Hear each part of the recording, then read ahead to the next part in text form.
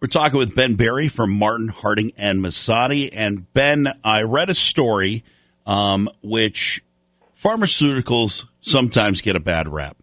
That may be a snarky comment on my part.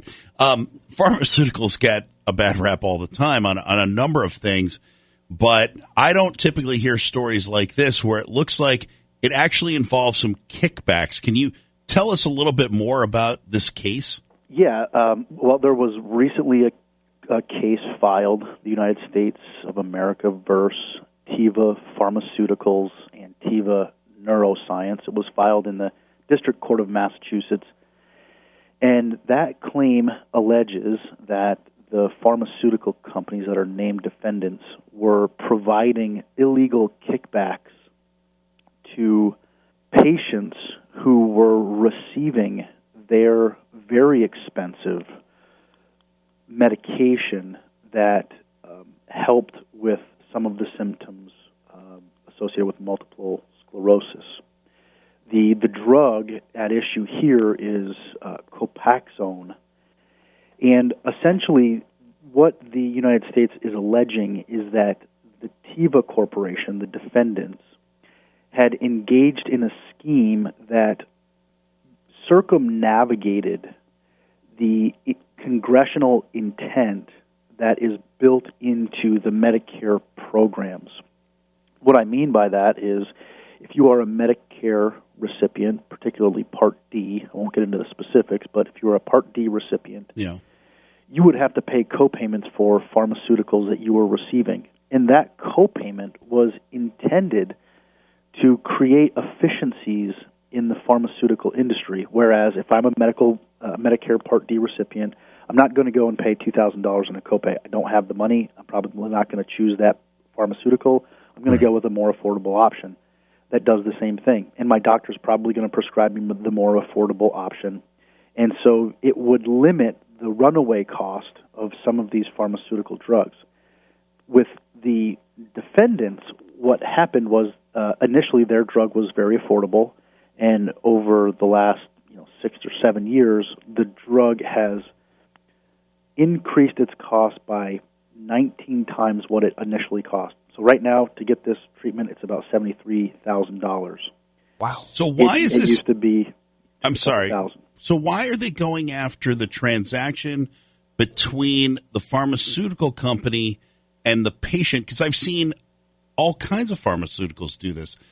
My daughter happens to be type 1 diabetic, and I remember specifically the pharmaceutical company at the time would give out a cash rebate in order to help pay back, your purchase of the Lancet injections, things like that. So how is this different? Why is this not a price gouging charge?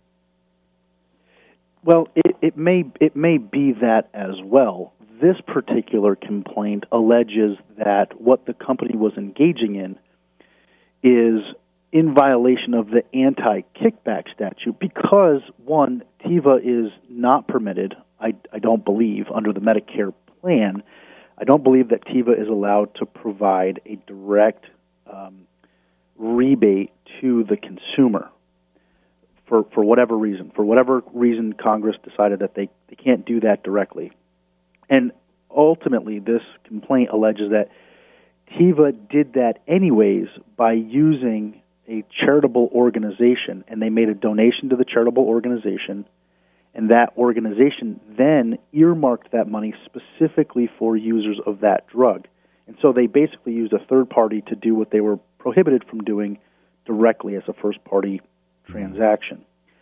Now, with respect to your daughter, I don't know the particulars of her insurance plan or your insurance plan that she was covered on or the approval process, but in some circumstances, I believe that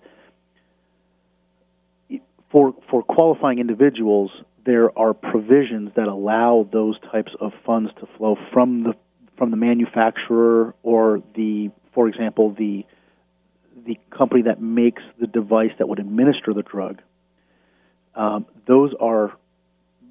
It's a different set of rules and regulations and calculations, and really those are determined by the government, but also the individual plans. In this case, the complaint is really dealing with Medicare Part D and how Teva went about getting money to the consumer in violation of the anti-kickback statute. Now, Ben, the government's seeking triple damages for violations of the Federal False Claims Act, and of course Teva is saying it will vigorously defend itself, and they say that the lawsuit will only seek to further restrict patients' access to important medicines and health care. I know you can't predict an outcome of any court case, obviously, but does the government look like does it look like the government has a strong case in court here? Yes, they do. They do. I think that what Teva is going to ultimately rely on is the emotional appeal of our drug is so good. How can the government prevent how can the government prevent their own people from receiving this drug if we're willing to subsidize part or all of the cost? What the government is saying, yes, that may be true. Our policies are going to prevent some people from receiving your drug, but there is another alternative that is tethered to a price that Medicare is willing to pay. The government will pay for your drug, but you have to make it cheaper, and the co-pays have to be affordable for the people under this plan. So I think ultimately what the government says is, yeah, you're right. Your argument that people should be receiving your drug and have access to it is a salient argument, but that's on you. It's not our job to pay $73,000 for your drug. It's up to you to figure out a way to produce it and manufacture it that's more affordable for the people that you care so much about and you want to have your drug. And I think that what the government will do is they will point to the price point index that the drug initially came on the market at and say, what has changed? Why has this drug increased by 19 times over a very short period of time when, if anything, your manufacturing, distribution, and your entire network should be becoming more efficient, and the cost of delivering the drug and making the drug is less now, 10 years later, but you seem to be charging so much more. And you're not charging your patients, because if you were charging people $73,000 to take the drug, they can't afford it, they won't take it, they'd find something new, and they would figure it out. But you've kind of tricked the system, and ultimately you've tricked the United States into paying these extremely high amounts for this drug without really having to feel the effects of the market regulator that was intended by Congress, which is the copayment.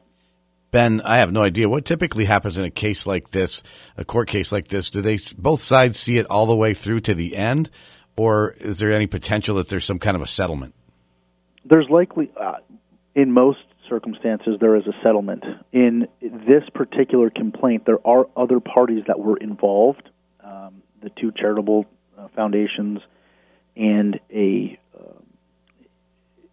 another pharmaceutical, like a pharmacy, and they have all settled for hundreds of millions of dollars.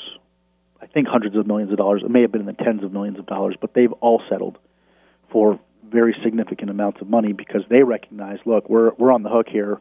We're gonna take a pretty cold bath if we don't get out of this thing. I think that Teva right now has a lot to lose. They've got this big drug. They've got a lot of people taking it. They're making a lot of money on it. So they may say, look, if we can't preserve our market base with this drug by virtue of this court case and the outcome thereon, then we're going to go for broke, and we're going to see this thing through, and we either set precedent, we are able to tinker with what Congress has set out to be as part and parcel of the Medicare Part D program, or alternatively, they get somewhere along in the litigation, and then they make a cost-benefit analysis, and they say, look, we just need to cut bait on this case. We're going to pay the government something. We're not going to pay them all that they want, but we're going to pay them something, and we're going to settle this case and learn our lesson and move on. Like what we used to say playing Texas Hold'em, risk versus reward. Or you got to know when to hold them. Yeah, exactly. I like Kenny Rogers better.